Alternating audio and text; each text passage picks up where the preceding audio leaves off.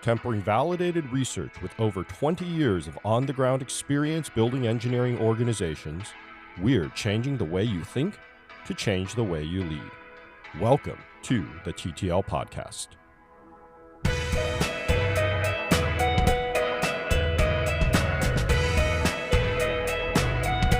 Welcome back to another episode of the TTL Podcast, where Mon Chiao and I gab away about different topics of management and leadership. Hi, everyone. Future Andy editor here. I just wanted to jump in really fast to say, yes, my audio quality in this episode is terrible. I think what happened is that I was using the wrong mic. I've done what I can to clean it up. The audio is still not that great, but it should be good enough for you to hear what Mon Chiao and I were talking about. With that out of the way, I'll send you back to the episode. Enjoy. And Mon Chiao, what is it that we're going to be gabbing about today?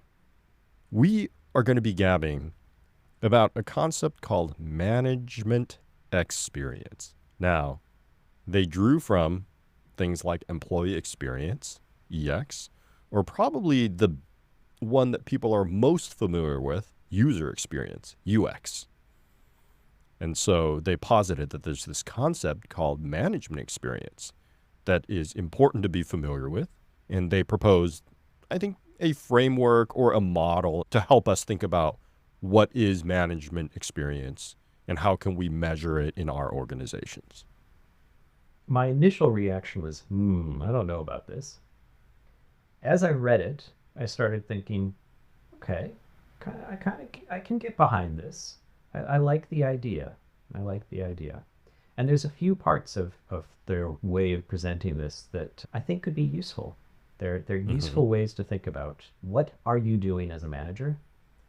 What are you doing as an employee? Because as a manager, you're also an employee. And how does all of that come together? So I thought it was quite useful. I think, Mon Chiao, you had a slightly different take, maybe not on the overall broad brush strokes of the model, but I think it was some of the specifics you were a little less certain about, or maybe hostile towards. Perhaps a little bit. I think one of the reasons that I even clicked on the link to read this article was the idea that management experience was an interesting thing I hadn't thought about before. A lot of companies do these employee surveys where they talk about and rate their managers and their leaders. Does my manager give me feedback? Are my goals clear?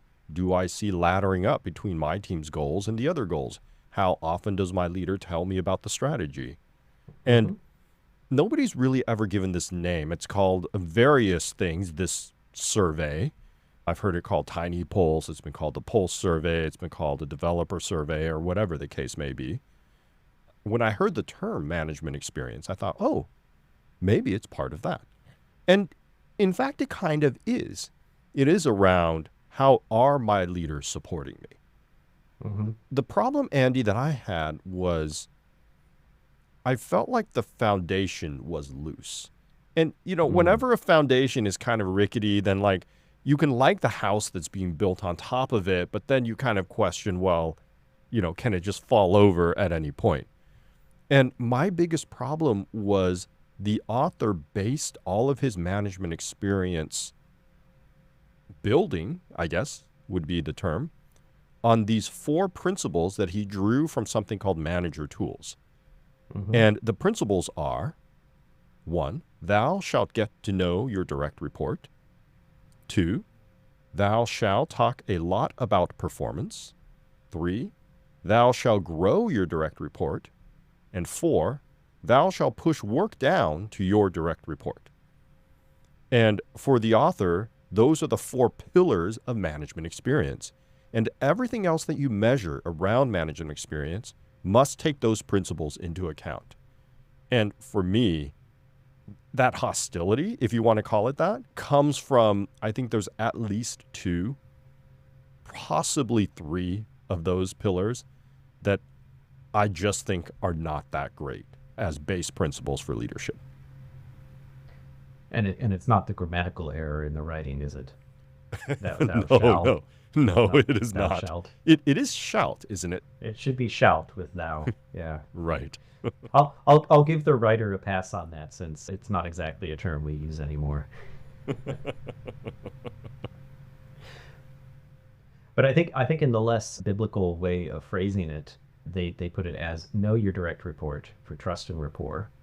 Talk a lot about performance to improve future behavior. Grow your direct report for new applicable skills and push down work for bigger responsibilities for the manager and business continuity.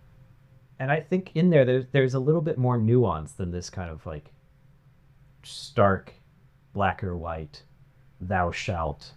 I think one in particular that I believe you have a problem with from our discussion before we started recording was push down work to your direct report. This idea Mm-hmm. that you'll just take work and push it down. You'll take work and you'll Mm-hmm. push it down. Mm-hmm. Yes, I think I have a very visceral reaction to that simply because I think that's one of the core skill sets of a leader that I would say, in my experience, not just from my work experience, but from networking, from talking with other leaders around our space, Hmm. I think 9 in 10 leaders get this wrong. They do not know actually how to push work down. And in fact, I think making push work down as a pillar of leadership is simply incorrect. It implies, in my mind, and nuances aside, I don't even think he gets into a ton of the nuances here. But pushing work down implies taking work that you are responsible for in your sphere and pushing it down into the sphere of your directs. And I generally think that that is a terrible way to think or model delegation and employee growth. Right. To get a little more specific, they gave some examples of different ways some of this could show up. And one of them was around delegation. They said giving employee a new responsibility or task that the manager used to do to free up the manager's time for bigger things, skilling up the direct reporting, increasing business continuity. Mm-hmm. My, looking at that, I don't think that there's anything necessarily all that wrong on the skilling up direct report and increasing business continuity, like having Agreed. more people who know how to do it. I think the part where you're probably catching on to this and like getting that visceral reaction is this idea that it's all about the manager just offloading their work to someone else. Mm-hmm. The task that the manager used to do. Mm-hmm. Now, they have they have some anti-patterns in how this works out that would Mm-hmm. go against manager experience or management experience. And one of them is micromanagement, which if your entire mindset is, well, these are things that I do as a manager and I'm going to have someone else do, or these are things that I did as an individual contributor, now that I'm a manager, I can do it. It used to be my work, but now I'm going to delegate it. You can very easily slip into micromanagement, Mm-hmm. saying, you do this, you do that. On the other hand, you can also slip into absentee management, they call it, which is you're like, well, I know how to do it, so I'm just going to hand it to you. You'll figure it out. So I think they have a little nuance. I'm gonna challenge you on some of these things. I think they do have a little nuance there. Is there more to the management experience than would you want to take delegation out of how people perceive their manager, or what would you want to do with this? I think, first of all, I would say that it be eliminated as a pillar. I think delegation is interesting and it is important in the overall makeup of leadership. Mm-hmm. But when I think about management experience, I would not think about delegation as a core pillar of how my management experience happens. Or, sorry, of the measurement of my management experience. Now, they actually give management experience measurements, or what they would do for what they would call KPIs, perhaps, Mm-hmm. for the delegation example. And their KPIs are things like number of new responsibilities for the manager, number of new responsibilities for the direct report, constant increase in the quality level of the delegated task. And so Right. I think already from that, for me, I think that those measures are absolutely horrid. They're just terrible. The, Because those when I read those measures, I thought my immediate thought was, this sounds like a recipe for empire building, mm-hmm, mm-hmm, where I am improving my management experience by growing a larger and larger area of what I'm responsible for. absolutely. And a big part, Andy, of what we both talk about is consent, right?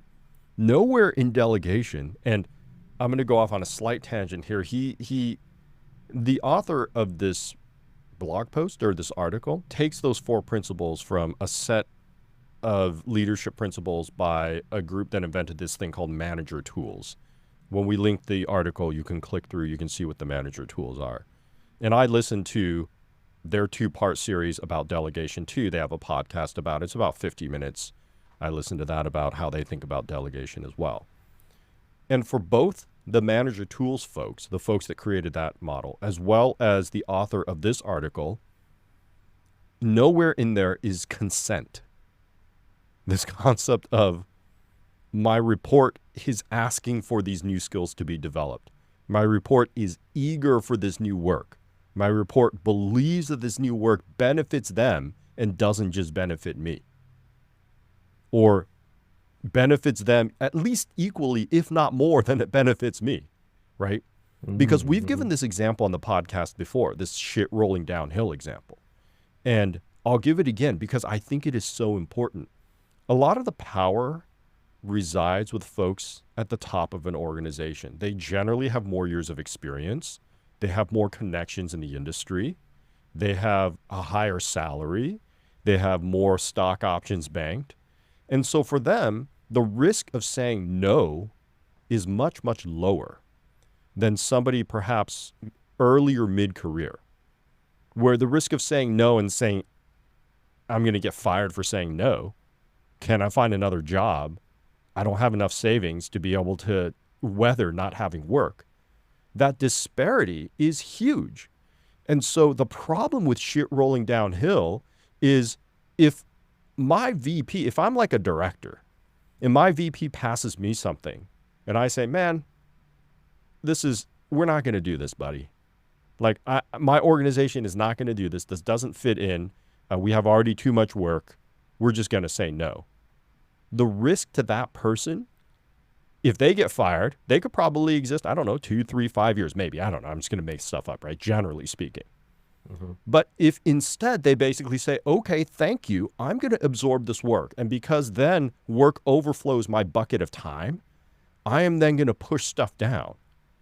To basically say that there's somebody down below that can absorb it, and even if they don't technically absorb it, even if you say, hey, by the way, drop these 3 lower priority things you're doing in order to absorb it, it's still that power disparity of saying, you are now going to take this on and you are now responsible for taking on the overflow. And it allows the folks at the top to be much more blatant about, well, sales wanted this and they sold this new feature. So, hey, nobody's ever telling me no, right? I just push things into the queue and it's a black box and somehow it happens. Like, great. But like, it's the bottom of that pyramid, which is taking all of that load and taking all of that inequity. And I think that's a huge, huge problem with the way they think about delegation. Right. So there may be a disconnect between the way that the author of the article that we're looking at and the referenced inspiration for these pillars thinks about it. Mm-hmm. Because the author of the article we're directly looking at says it's important to emphasize the prerequisites of ethical management, meaning a manager has the benefit of the organization in mind and behaves accordingly. So ethical for them is about the organization. Now, I think there is an aspect of that in ethics, that you're doing things for the organization, but there's also an ethical for the people that you're managing. So they say with an unethical manager who is either violating the company values, lying, cheating, or humiliating, portraying a poor management experience to begin with, results in retention are likely to be low. There is no point to talking about the principles. So I think their take on this is that we may disagree with some of the ways they presented it, but I believe that they're trying to get to that. How do you delegate, in a way that helps people. So I want to touch on that real quick, and then I want to touch on the helping folks portion. Yeah. In the delegation episode of the Manager Tools podcast, they mentioned this idea of as you delegate, people might say no to what you delegate. And one of their tactics that they present is ask them why they say no. And they talk about salespeople love to hear no because people explain why, and then they know how they can get around it. And so they said, if somebody comes in and they say, well, no, I can't do this because I have too big of a workload, they call it setting the hook. You can set the hook by saying, well, what if I could guarantee the same workload? Then would you say yes? And they mentioned that if your direct report then says yes, you've basically gotten them to agree to the work given the constraints. And that gives you a space to work with. And they even touch on the ethical part of this. They say, well, some people will come to us and say, well, I don't like that, like setting the hook. But in their mind, being unethical requires malice in the heart of the giver of the work. I think that's really problematic. I wouldn't agree right? with that, because that means that as long as you don't think about it, you're doing all right. Right. Or if you're saying, look, I mean, one of their big things is like the big thing you like your job management is serving the organization, which, I'm a big believer in, right? Like you're not employed if you don't serve the organization. So yes, management is serving the organization. Yeah. So as long as you keep the organization in mind, then you can kind of keep this pureness of like the salespeople sold it. My job is to deliver it. And now I've gotten you to be able to deliver it. And so great. So I think, the ethics part, given that that's sort of the basis of the foundation that the author of the article draws from, I have a challenge of that. Right. I have a difficult time thinking about the way that he talks about ethics without thinking about the way that he draws from the source material that he draws from. Right. But I think the other part of it is something that you like to mention a lot, and I agree with you with, which is not everybody wants to grow. And growth, I very, very much disagree that growth is the central part of a employee's employment experience, much less the central part of a manager's central duty or leader's central duty in running their organization. I really, really do. And some people will say, well, how can you get more efficient if people don't grow? Or how can you outperform your competition if people don't grow? I mean, we can debate that, but generally speaking, I think there is an over-focus on performance and there is an over-focus on growth. And I think under-focusing on those actually gets you better results. What we're getting to is that this is asking for a complete focus on performance, a complete focus on growth, and a complete focus on delegation. Mm-hmm. Now, those are all things that may or may not be useful things to do, I think is what we're getting at. Like you might want to delegate, you might want to focus on performance, but it's going to vary by person. So what is, if we strip that away, if we strip their pillars away and kind of look at this idea of management experience, because I said early on, I still think it's a useful idea. And I have similar concerns as you about some of the things that they've said here. But if we strip that away, is it actually still a useful idea? Because they put it against things like user experience, developer experience, customer experience, all these things that are kind of, well, I'm not an expert in any of them, but they're kind of nebulous. They're just kind of like, here's a group and here's an interaction they have with something. And the idea on them, for the most part, is like, well, what is their experience doing that? And there's many different aspects that you might involve in that. So user experience, they said, it includes perceptions of utility, ease of use, efficiency. Developer experience, quite often we'll talk about what are the tools available, what kinds of frictions are there, what kinds of things are allowed or not allowed. Customer experience, well, I know we always you walk into a store sometimes and they'll start asking you about your customer experience. 6 months after you purchase a product. Yeah. They'll send you an email about this 5 times a day. Or if you're at in the like a lot of airports I've noticed have this. If you go into the toilets at the airport on your way out, there's the little three smiley face or three Mm-hmm. faces. Select Mm-hmm. select your experience here. Mm-hmm. And then they had one that I hadn't heard of before, which was employee experience. And they linked to an article from an HR organization talking about employee experience. And it was just how employees feel about everything they encounter through their employee journey. A Mm-hmm. very nebulous thing, but a thing to kind of say, you know what, there's a thing here that might be useful. The authors of this article try to draw a distinction between management experience and employee experience. Mm-hmm. And I'm wondering if we could debate that a little bit to figure out, I don't know if we're going to take different sides on this debate or not, to debate this a little bit and figure out, is there actually a difference? They say management experience is a subset of employee experience. Okay, so let's start out. What is management? If management experience is, well, they tried to give it a much more specific thing about these 4 managerial principles. But it starts out Mm-hmm. very general, like all of the other things, which is how an employees experience everything they encounter from their manager. Mm-hmm. I think I could get behind that.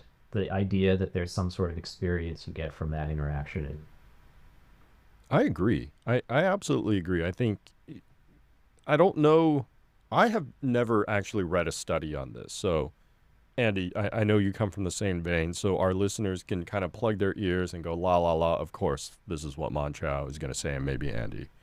But since I've never read a study on it, I'm going to take it with a grain of salt.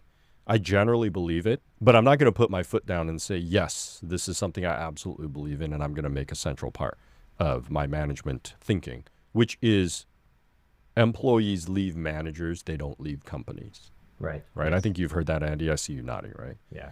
But I generally believe it. Like I said, I'm not going to put my foot down and say this is absolutely true, but I generally believe it.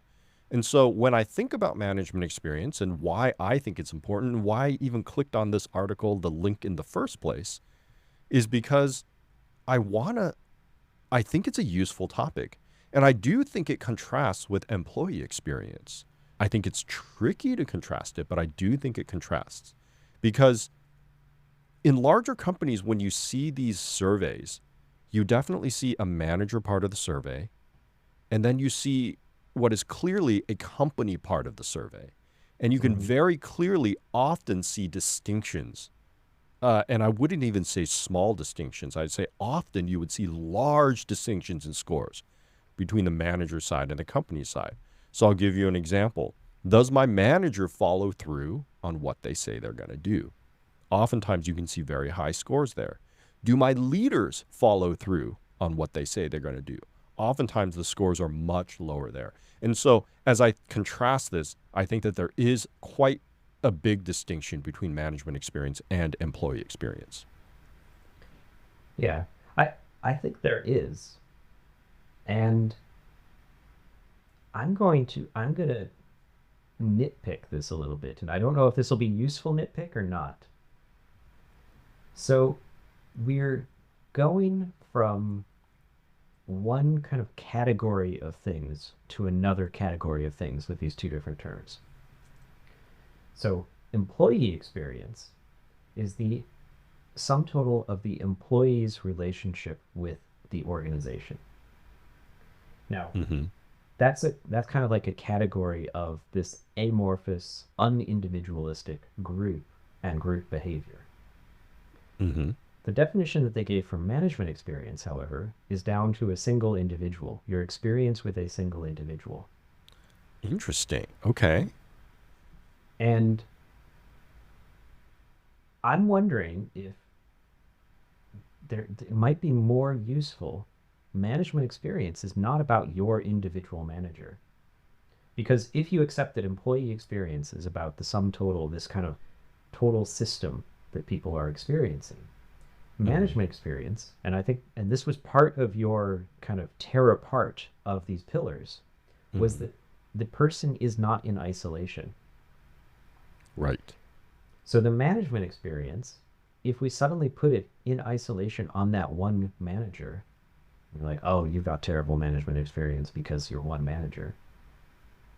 Well, it's really I mean, possibly there can be bad individuals, but also you've really the thing going on there to be comparable to employee experience is not your experience with your one individual manager, but your experience with the management structure of that organization. How does that whole thing work out? Because your Mm-hmm. manager is part of that structure, just as you're part of that structure. And your manager has actions restricted by that structure and actions promoted by that structure. I love that thinking, Andy. I think that's really interesting way of approaching it. And I think that I think that it makes a lot of sense. So, without saying that everything is a systems level problem, because you and I, in our experience, have both seen terrible managers in reasonable systems. I wouldn't even say great systems. I don't know that I personally have worked in a great system. You might say that you have, maybe. Reasonable, even then, just reasonable. And so I would say I've definitely seen very terrible managers in reasonable systems. And so you could say, well, we need a way to suss them out, to rate them, to figure out where they are because they have such a big blast radius. That's true. But more often, I see reasonable managers in terrible systems and the manager getting the blame because they're trying to do reasonable things in a terrible system. Yeah. And what I see there often is I see people being presented as good managers are people that are able to overcome the system. So, it's like they force you to tie a parachute to the back of your employees as they're running, right? But the manager is somehow able to get them to run fast anyway. And so you say, well, they did great without thinking about why are we putting parachutes on these people? And so a manager who's otherwise good, but for some reason can't get employees to run fast with parachutes on their back, suddenly is seen as a terrible manager. And I see that over and over again. Managers whose skill sets are basically good, but are in terrible systems. And for one reason or another, they don't kind of click, right? Like Hmm. their very big strengths don't align with how to overcome this terrible system. And so then they get the blame. And so I don't know if we want to go into this, but like it is a really big thing in my mind that a lot of it is actually the system's fault, quote unquote. And so if we then think about management experience, maybe we think about it as say, it's not about your individual manager, but I don't know how high you go. Maybe we go to the top of the top of your immediate AAA group or something. I don't know. But like, how is that system structured? And like, does a system give me the experience that I want? Is that kind of where you were going, or did you even Yeah, want to talk yes. about that? Or No, absolutely. That's what I was thinking, is that it's more about that system level thing. It doesn't change some of their points about the difference between employee experience and management experience, but I think it Mhm. changes that focus from these pillars are, to me, these pillars end up being interesting ways of viewing what's going on, but not Mhm. necessarily the measures of quality. Mhm. So, for example, just kind of pull that along a little bit further, they talk about in this that employee experience quite often is going to be about things that are keeping people engaged, keeping them happy. Management experience ends up being not about making people happy. It's more along the lines of, are people productive? Are they doing things useful? Mhm. And so management experience will be in tension with employee experience at times. Mhm. Management experience might be, yeah, they tell me not to do certain things, but I feel like I'm doing something useful. And that's Right. a kind of a theme that comes through this structure that they have. And I think you can completely divorce it from these four managerial principles that they tried to use and still have that aspect that you have these two things in tension. And in fact, they even talk about it as something called an organizational tax, Mhm. which is the employee may disagree or dislike some of the experiences, and that's what's known as the organizational tax. To accomplish great things, humans collaborate, and as a result, each individual sacrifices something. Do people believe that they're sacrificing the right things? to get the results that are wanted. Mm-hmm. That's one of my favorite lines, if not my biggest favorite line out of this.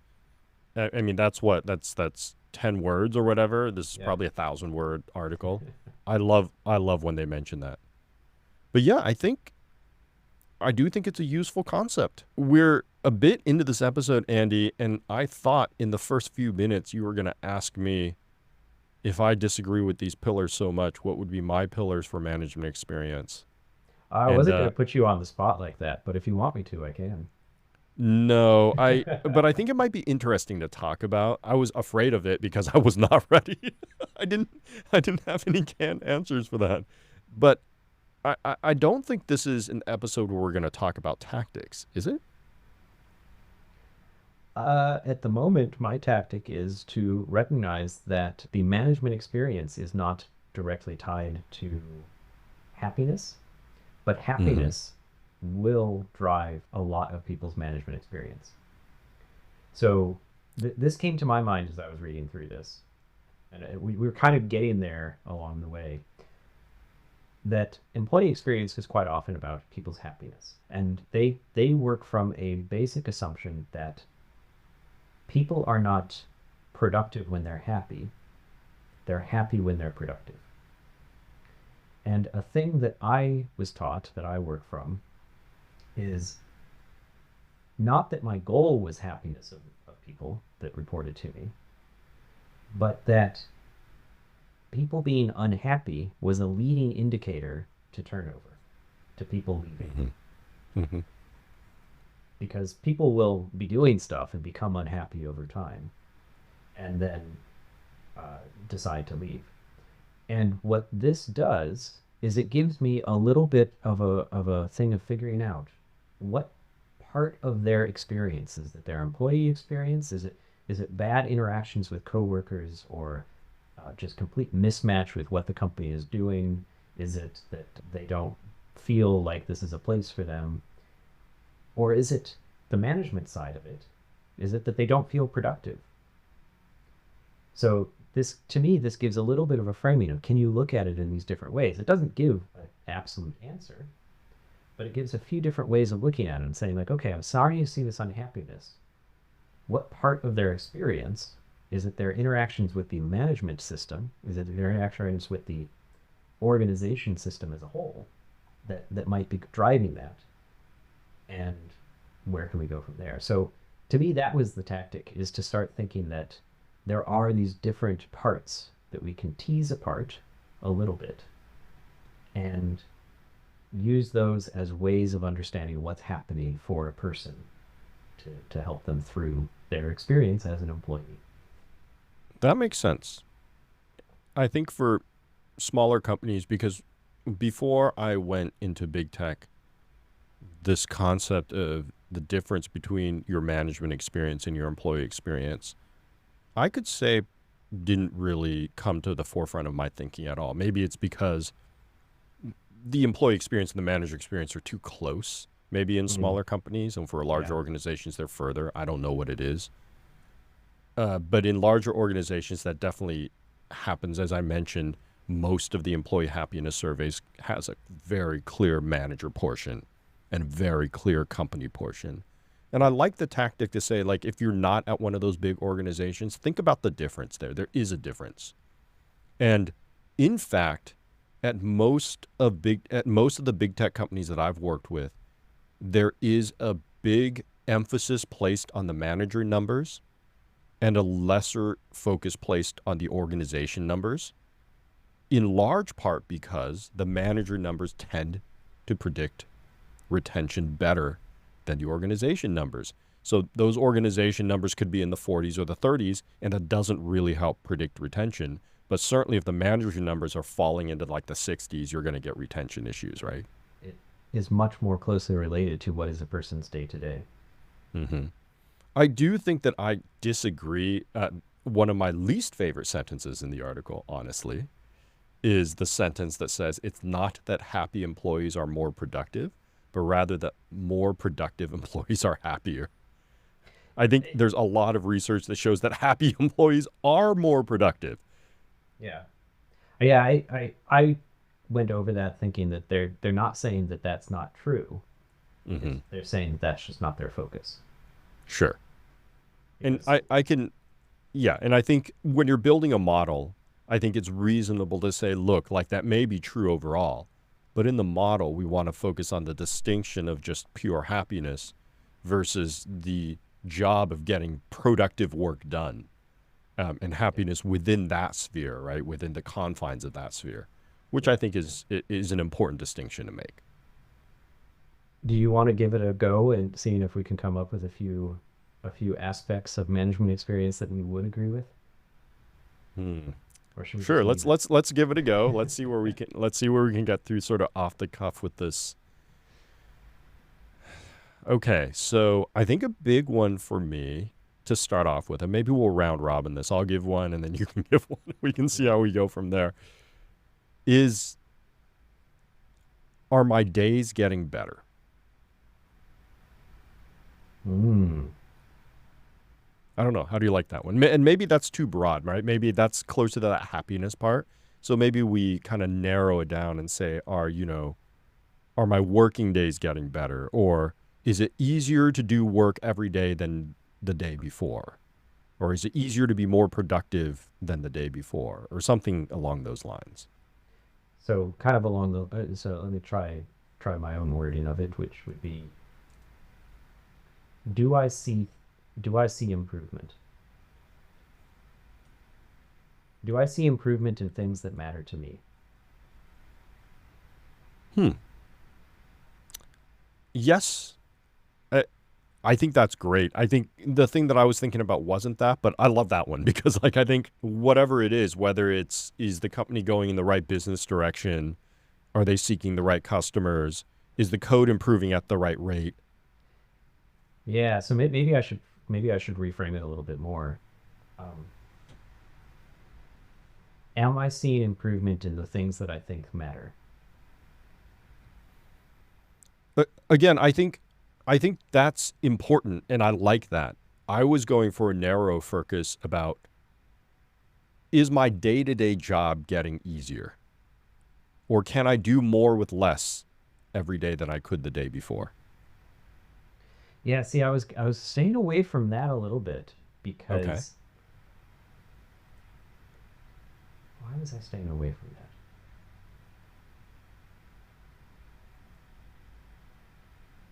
Hmm, I have to think about. This is what happens when we go off the cuff. Yeah, it's somewhere in there. I'm not fully comfortable with that more focused on just the productivity, but maybe I should be. Maybe I should be Well, a and little bit more. I don't know if it's simply productivity because when I think about like one of my biggest problems with this is the focus on productivity that they talk about with management and how that's basically all it is. And so I'm not comfortable with productivity necessarily either being the super big focus. But at the core of it, you are at a company to do some work. Yes, which And the which was question actually getting is, to another one, which I was thinking of, which is another principle is, do you know what's expected of you? mm-hmm, mm-hmm. I like that. And maybe the focus on that for me would be something around can I see alignment between the work I do and what's espoused from the top Mm. levels of the company, Hmm. right? One thing I always used to ask my directs, or sorry, not my directs, but my skips or skips is the work that you're currently doing, which major pillar does that touch? Of the last thing that like our Yeah. VP said or the CEO said about what's important. Can you point to it? And if they couldn't, I think that's a big problem of their leadership, including me, right? But I Yeah. think all the way down the chain too. Yeah. So yeah. So I think what we're getting to is that we're getting pretty dangerously close to these four pillars Uh oh. Oh. because we're talking about are things getting better, Mm-hmm. in a way that works. Mm-hmm. So grow your direct report. Yeah, okay. I don't think those are similar at all, but we can Okay. disagree. Okay, yes. Okay. Um, uh, One that they don't have, which is, well, but I think they would probably say talk a lot about performance. But to me, this is a different way of thinking about it. I think it's what we were going on, which is um, know what you're trying to achieve. Hmm. I think I see the difference between what we had said, which is are things getting better? Are you improving? Are you able to do more? Which is very different from the idea of grow your direct report. Right. I think so. Yeah. The grow your direct report has very much this idea of their growing responsibilities, they can do more. Whereas are you improving could be you have the exact same responsibilities, but you can do it better. Hmm. Hmm. Yeah, and there's this growth, the performance and growth part that they mention and maybe this is my sort of PTSD experience, but to me are too tied to this concept of like we just need to get this person promoted. We just need to get them more Yeah. responsibilities, a higher title, a higher salary type of Yeah. thing. If they haven't gotten that performance pay increase, then you failed as a manager. Hmm. And I don't even know if was there a metric on that somewhere here? I don't There think might have so. been. Oh, promotions. Yeah. MX measures number of promotion recommendations accepted by higher management, number of rejected recommendations, number of surprised people hearing about others' promotions. Yeah, mm. And the managers tools people would call me naive. They would say, probably us, but certainly me. They would say, look, you have this idealized way of the way things should work, but that's not how the world works. And so if you live in the real world, you have to talk about promotion and you have to talk about performance. But Andy, man, I don't want to live in that real world. I want the metaverse. No, I don't. I don't. Yeah.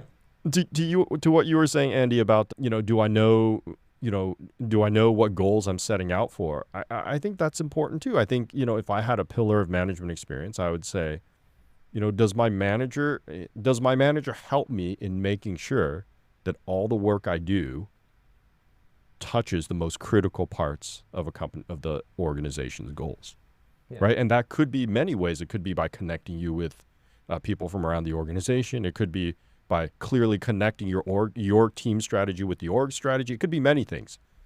But I think that's a core part, right? Like you want to know that your work matters. And Mhm. when you do work, you want to know that it touches the most important pillars of what the company is trying to achieve.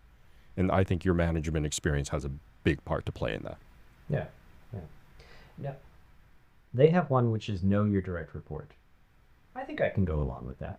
Absolutely. I think people should feel like they are known, that they are recognized as individuals and as people. I think absolutely that one should be in there. They had Yeah. one about you have to know their children's names. I think I would fail that one. I'm terrible at names. Yeah. This is one where I think their heart's in the right place. I think the example is poor, but yes, you want to get to know them as people, not just employees. I think there's a number of episodes that we've done that sprinkles that throughout. We know that the research shows that that's what helps. And it's just more humanistic. Like, you're there with them 8 hours a day. Like they spend the majority of their time with you.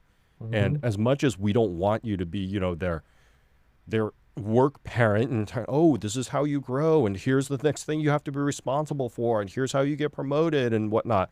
You still are in some ways their caretaker. And so, yeah, you want to be humanistic. And when I said I disagree vehemently with two of their pillars, maybe three, well, there is that one. Know your direct report. I agree with that one. Okay.